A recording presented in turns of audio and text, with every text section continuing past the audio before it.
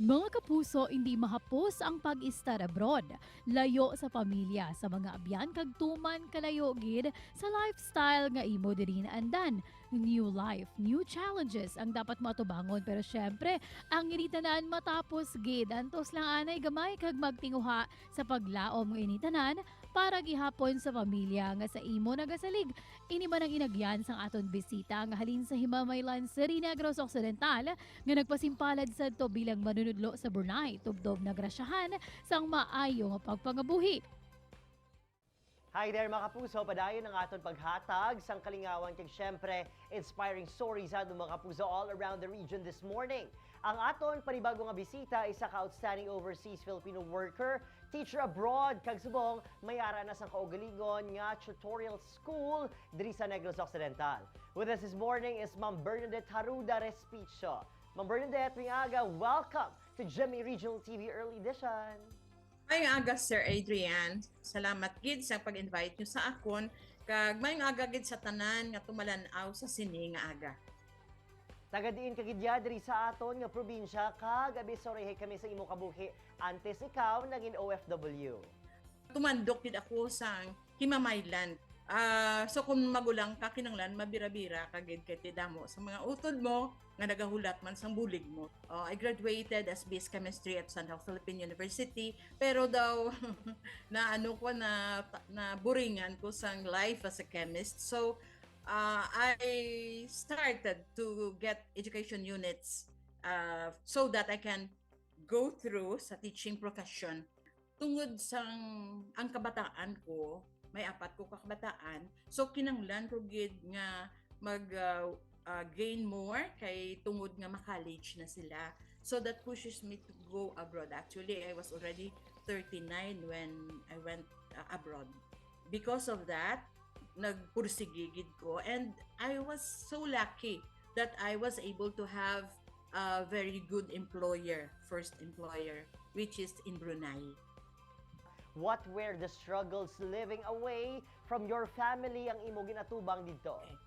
Ang first struggle ko, ang ako youngest is only 2 years old when I left Manila. So I have to bring her in Brunei.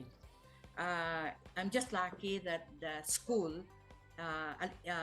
allowed me to bring my daughter, and she will study in an international school for free.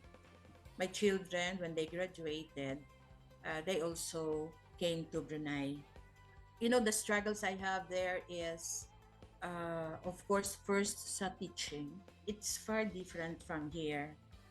And just imagine in your department, as the head, you have 45 different races to handle. Wala magiging siguro struggles nga sininta nga daw na udlayan gid ko. I was easily able to cope up kahit tungod 22 years naman ko din nagtudlo bisakwan sa aton sa Pilipinas. You were recognized by Malacanang Palace as one of the most outstanding OFW kag na interview pa sa Malacanang Press. Anong feeling mo? Actually, sang paghambal sa ako ni Ambassador nga did you have an interview with the Malacanang Press.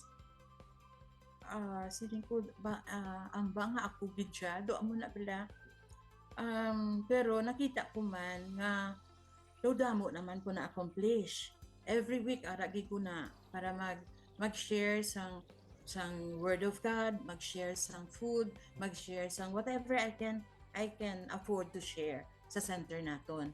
And then at the same time galantaw gid ko pirmi kung ano pagid ang mahimo ko while ara kuda kay dugay nako para nga inablang makabilin ka bala sang legacy mo man nga maayo nga amo na naka-serve ka sa sa kabataan, hindi lang sa kabataan, sa ginikanan, even ang mga teachers amo na kanami sang pamatyagan mo man at the same time nga your effort was recognized. And your love and your passion to teach kids nagapadayon pinagi sa imong tutorial school. So, nagpag-retire ko, nagbalik kami dire. That was May. Nag-open kami sa tutorial center. Because of this, nag-think naman kami sa son ko, which is in Netherlands, to put up the Two Feel Goods Foundation. Ang To Feel Goods Foundation, these are mga toys, mga old stuff from Netherlands, padala di sa amon. So, tag pila na ka boxes ang gina-sort out namon, ginapulawan ko para mapanghatag, ma-share namon sa mga bukid area, sa mga kabataan bala. And I do it personally kay gusto ko mabaton gid sang bata ang matahong nga mga toys kag mga bayo kag mga sapatos nga ma-enjoy gid bala nila. What is your greatest takeaway nga gusto mo ipabutyag sa aton mga kapuso who are starting with their careers? Akong guro, purely sa teachers. Himuan nyo para sa bata. Pray for your students, do your work properly, and give everything sa inyo nga ginahimo, sa inyo kabuhi. God will always bless you. Thank you, Gid, for inspiring a lot of people to pursue teaching. Siyempre, it's not just a noble profession, it's a profession that shapes humanity. Madamong salamat ha. Merry Christmas, and siyempre, we will be forever proud of you. Amon pinalangga ang kasimanwa. Good morning! Thank you so much, Sir Adrian. Thank you for inviting me. Merry Christmas! Mga kapuso, dirala ka mga Don't Switch Channels, madahin lang ang magtutok kay man. Isa na naman ka very talented kapuso nato ng aton makaupod sa Bistalk. Sa pagbalik syempre sa inyo paborito nga programa kunaga, GMA Regional TV Early Edition. We will be right back. Ini ang GMA Regional TV Early Edition.